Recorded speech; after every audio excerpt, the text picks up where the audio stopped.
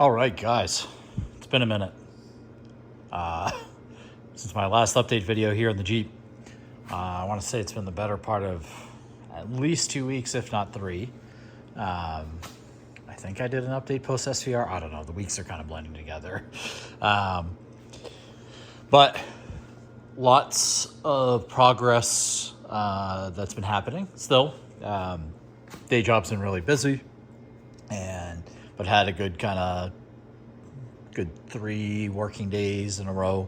This weekend kind of more like 4 days, but a couple of half days, couple full days. Focused on the probably most nerve-wracking part of the entire build, which was dash removal, which I've never done in a car at all, and was certainly intimidated by it, especially doing it alone for the first time. But like anything, it takes 3 times as long to do the first time.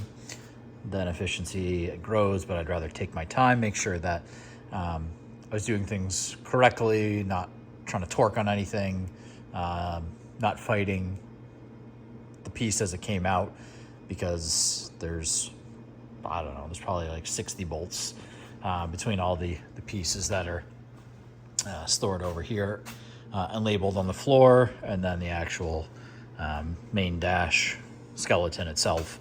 So yeah, if something is not loose, it's likely because there's still a fastener somewhere.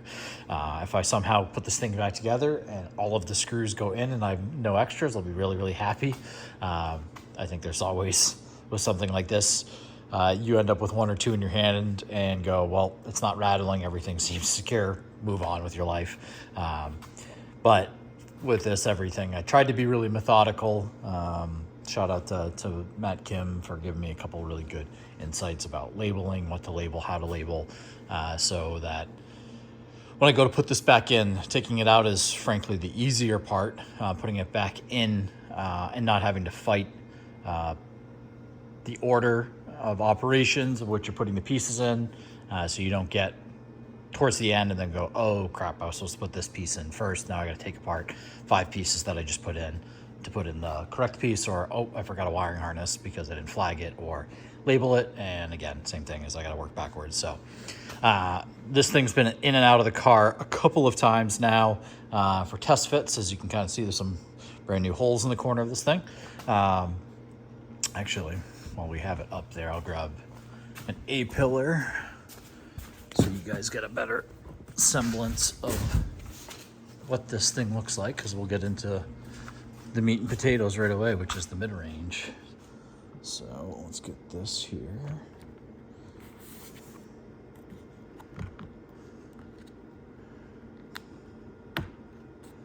Perfect. Okay, so let me walk around here a little bit. So I was actually just doing these Jeeps, I guess, have a whole class action lawsuit against them for the vinyl on the dash because it delaminates, and actually there are some really, really bad. You don't really see it when you're sitting in the car, when the dash is in the car, but there's actually some ripples that there's still some remnants of it here. Literally, I was able to get, you can't really tell anymore, but because Landau just does so much work. But this particular piece through about here, really into here, you can still see some of the remnants here was really bad. And then here had a little bit left next to this pod, but lifted those up and applied some of the spray adhesive grade Landau headliner, upholster, what everybody uses here in the States for glue. And God, so this is only my second thing in my life gluing with that stuff. I've always used 3M Super 90, which is good, but good for carpets and stuff, for vinyl and stuff like this. You don't beat the Landau. Even just brushed on, this stuff is much thinner than the red can that you can buy at Home Depot. This stuff is spray grade, meant to be aerosol, but I used it just and brushed it here and let it sit 10 minutes. A little bit of heat on the vinyl, just worked my way out, and yeah, going to be perfectly acceptable and will hold up. Landau is really good to use in marine and auto because of how it deals with the temperature conditions. So yeah, this is things back in action. And so hopefully we don't have to pull the dash anytime soon for any more delamination, because most of it does happen on this front edge. But again, I basically, you can almost see the glue where I re-adhered the whole front edge, and then underneath the areas that had some pretty bad issues. So, all right, with that said, why did we pull the dash? Dash was pulled specifically for mid-range installation that did not exist or that doesn't come from the factory with a dash mid-range location. So we created one. So working with Matt Kim, his business Audio InReach, down in New York. He's soon to be in Texas. It doesn't really matter because his entire business model is providing basically remote fabrication services at a not just to like 3D print you a pod to stick on your pillar. This is like consideration for acoustics. Matt is a S-tier installer. He's been doing traditional install for the better part of, I think, 10 to 12 years in some of the nicest and high-end shops in the Northeast as well as the Northwest. So not only are you getting something that works really well acoustically and aesthetically, you're getting something that as an installer, like for instance, like the screw pattern for the Accutons, he didn't bury me this one dead center in the front, which is the difference between this location and this location for a screw while you're trying to do this with the windshield in the car is significant amount of frustration saved. Little considerations like that. The mounting method, I haven't even really shown you how. You guys probably have, if you're following me on social media, you've seen a lot of more of these updates, but basically like Matt even creates a jig that I can't remove this one, but I have to replace that one, and there's a replacement for that coming tomorrow. But basically I laid this on here and it gave me exact locations of where to drill out, both for, because we have kind of two different mounting methods, because we wanted to basically, we have a lot more thickness here and not so much on the front here. So basically he builds oversized studs inside of the pod with washers underneath. So I have slightly bigger openings here. But again, I literally get to put this up against the A-pillar on the dash, and I have perfect coordination from the time I drill to the install, so that I don't have like guesswork with this. It just fits correctly as it should.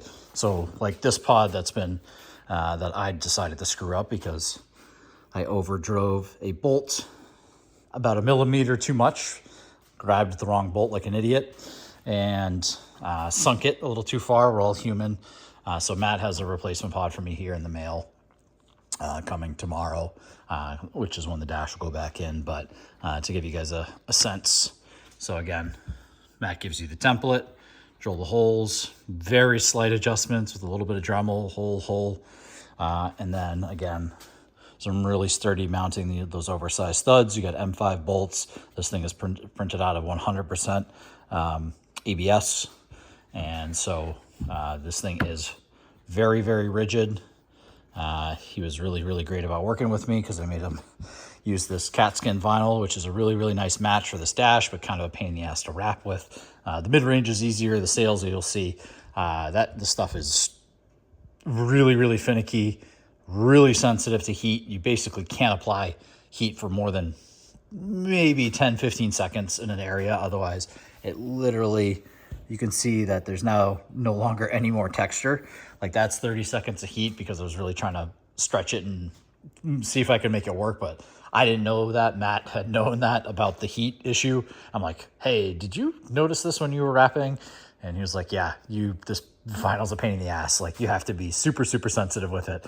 And yeah, so certainly it was, but anyways, new one's coming tomorrow. Like this one, you can tell this one is super, super clean. Matt did an awesome job. It's been in the car. It fits super well.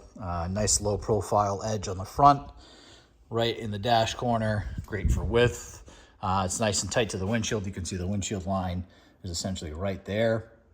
So acoustically, this thing should be out of the park in terms of response. Give us a lot of flexibility in how we want to structure crossovers. I'm guessing we're probably going to get great native response up to I don't know, 5K with this location and how it's shaped. And honestly, it's besides a little bit of the gauge cluster here, we have a really nice dash that kind of faces slightly away, which is generally ideal for dash-based acoustics. But yeah, I'm really happy with what he did and the process to get there, because it can be nerve-wracking. Like me thinking about tackling dash-mounted mid-ranges and executing it to the fit and finish that should be in a build like this.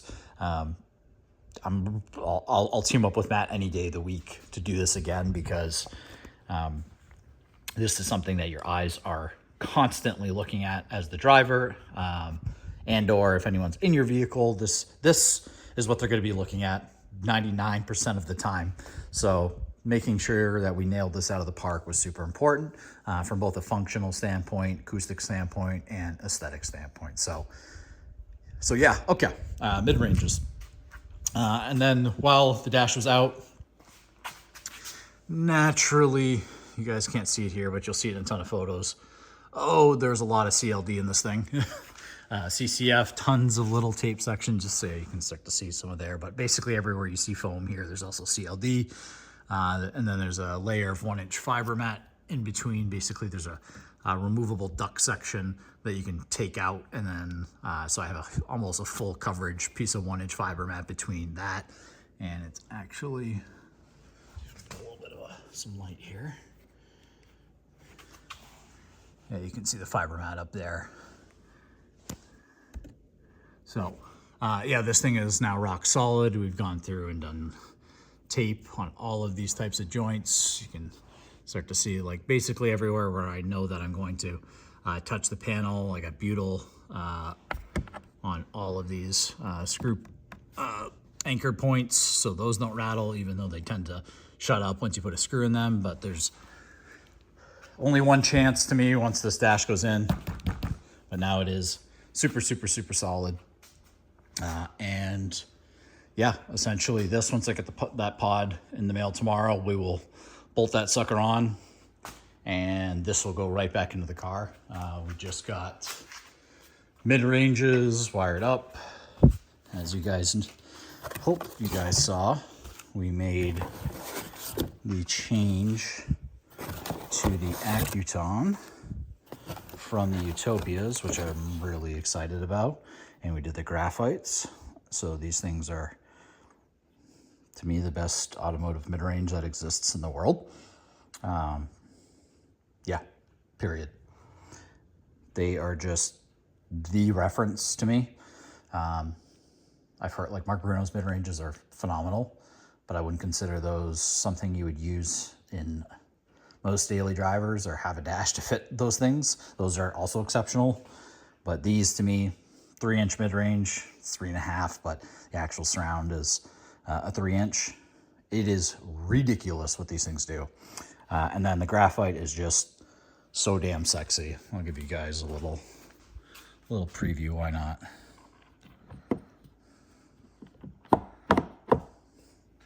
That drops right in there. And we grab ourselves mounting ring, or it's really just trim ring. Yeah. So pretty damn sexy. Can't lie.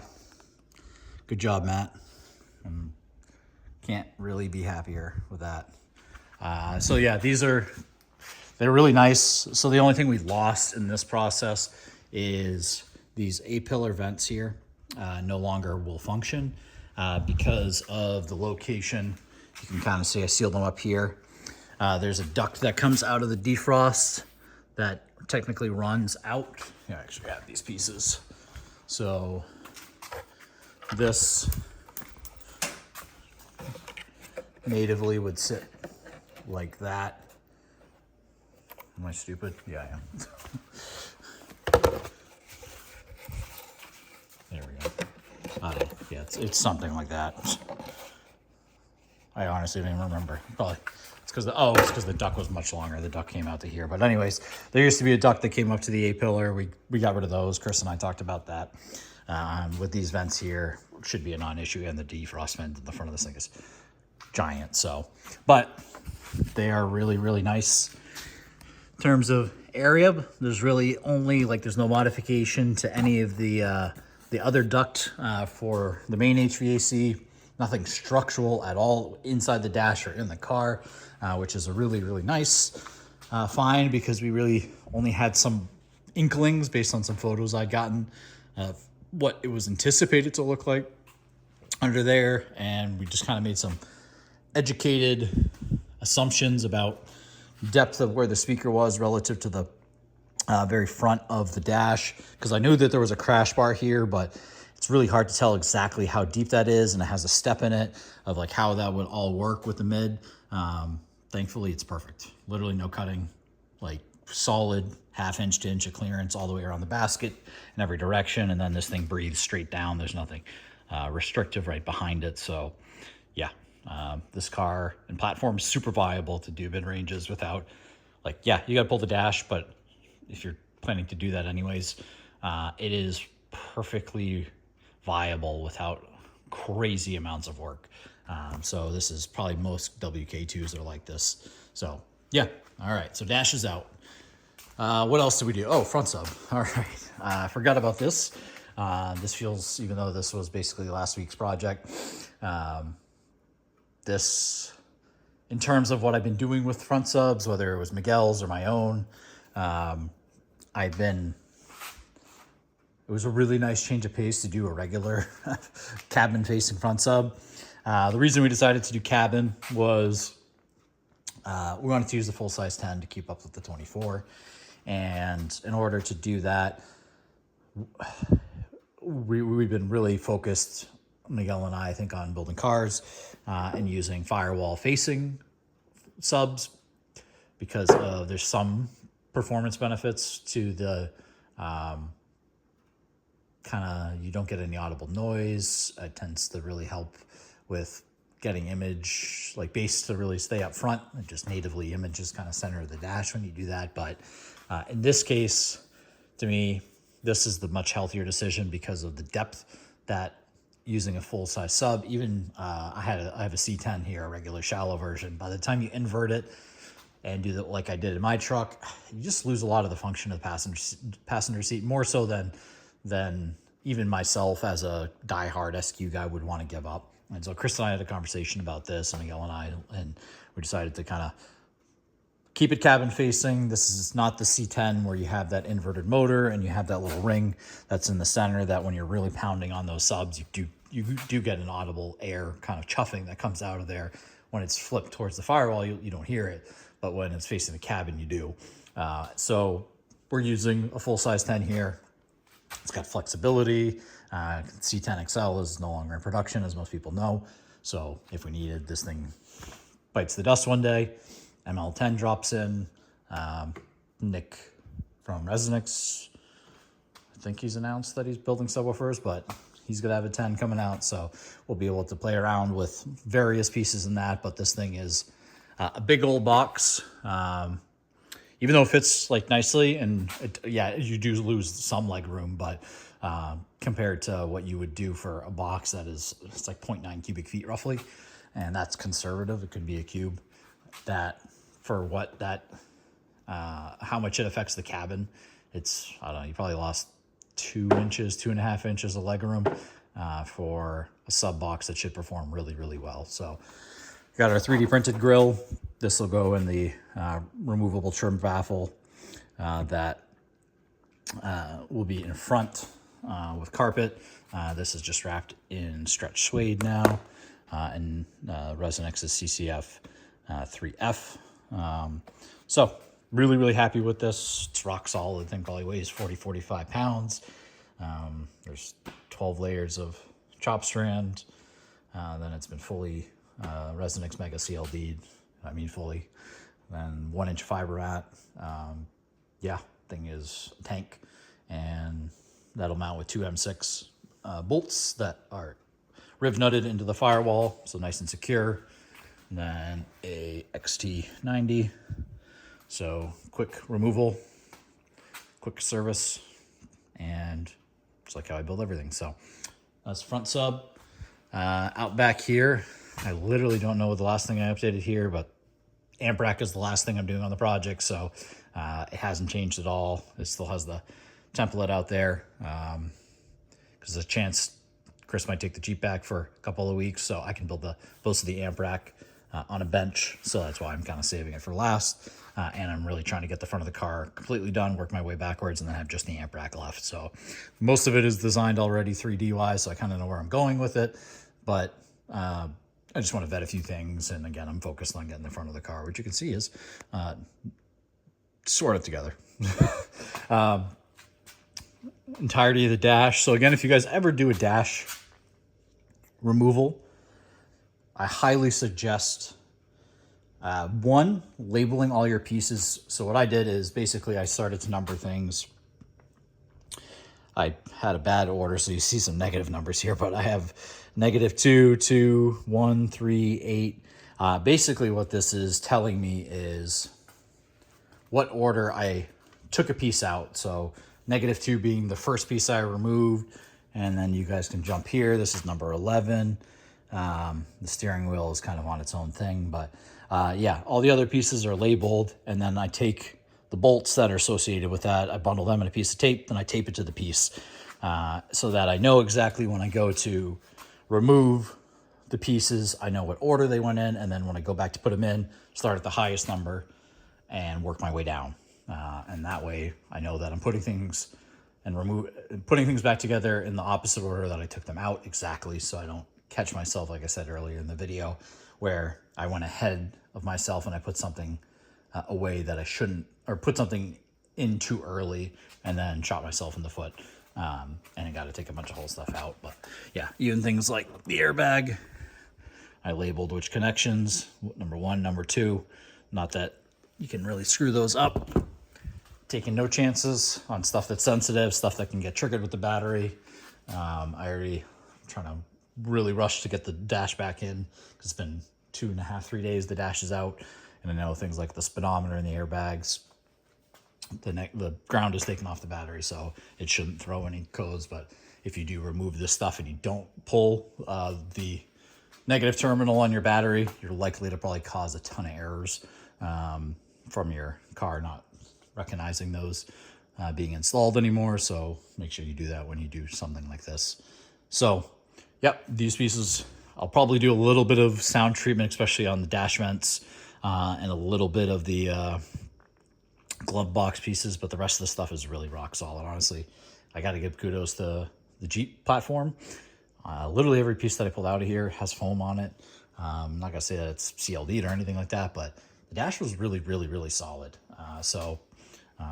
Yeah, again, like I'm going overkill on it, but it's a good platform in terms of build quality. So you can kind of see you got the whole dash is one solid cast piece, and there's not a ton going on in terms of wiring. Honestly, pretty simple dash. Like most of the stuff, again, is self-explanatory, from taking out harnesses and pieces like that. And I had taken the center console apart way long ago, so I just really needed to slide it back out of the way.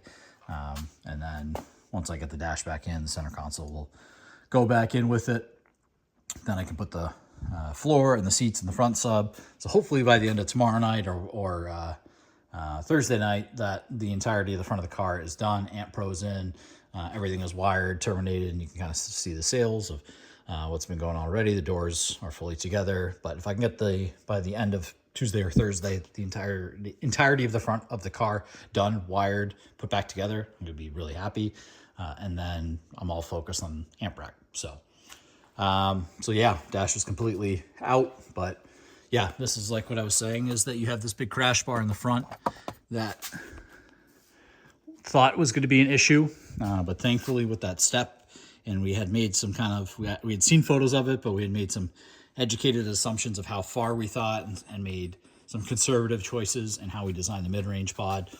And yeah, the mid-range literally breathes right down into that opening, so it should work super well. Again, I've taken the dash and dry fitted a couple of times in here. Definitely recommend taking the steering wheel out, specifically because of getting around this and around this. They look small, but they are the biggest pains in the ass, and even the shifter knob right there That thing is the other clearance issue. The rest of it is super easy to, it kind of, as soon as you pop it out, it just kind of almost falls out. So, all right, on to finished stuff. Oh yeah. These things are freaking just as beautiful as the mid-range pods. So again, these are the graphite Accuton C30 AMs in custom sail pods by Audio and Reach. And yeah, Matt killed them. They look excellent. Same process, full jig, drill holes, route out the areas that I need to. Put washers, put screws, put a cap and an XT30 on it. Well, not an XT30, I actually use the OEM connector here. And boom. Like literally once I got the finished pods, start to finish from raw sail coming out and being on the bench, maybe 15 minutes to modify the existing sail and plop the new sail pod on, wire it, bolt it in, put it back in the car. Like it was maybe 15 to 20 minutes total. And as an installer, like that is a damn dream right there. And again, it's like this thing gets secured in 4 different blind points. It is super, super solid. And to me, it blends really, really well. I'm glad we did. Everything, the door's a little dirty here, but color and tone of the vinyl plays really, really well. Again, this is cat skin, black premium, but yeah, like, I don't know, it just works really well. I know some people are probably going to wonder why we didn't do the pillars. Client really wanted to do, has a love for stage width, and didn't really want to be looking at the old OEM speaker grills, even though they were pretty blind. But the distance here from the sails to the mid-range is not too far, so I don't think we'll have much issues. Yeah, we definitely get near side reflections from the immediate glass here, but I think there'll be some acoustical benefits of having it in this location. There is better advantages in the pillars, I won't deny that, but from the aesthetic that we were chasing, which is again this really, really like OEM stealth, even though like we all know as SQ nerds, okay, holy shit, it's Accuton. To the layman, it doesn't stick out. It doesn't, not going to grab your attention in a metro area to worry about them. They fit the aesthetic, and they will still perform extremely well. So yeah, you can kind of see a little pop up in the door here, and you can see the other sail is in there. Looking great. Yep. So from the driving position, we are on axis. Basically aiming right, if the driver's headrest is right here, we are aiming right there. Just based on the dispersion and directivity of how the Accuton tweets work. I highly do recommend putting them on axis if you use them. I think some tweeters are more friendly off axis. Accutons can be used off axis, don't get me wrong, but there's definitely, they have a lot more, you'll have an easier time of kind of getting things correct with them if you put them on axis, like most tweets, to be honest. But yep.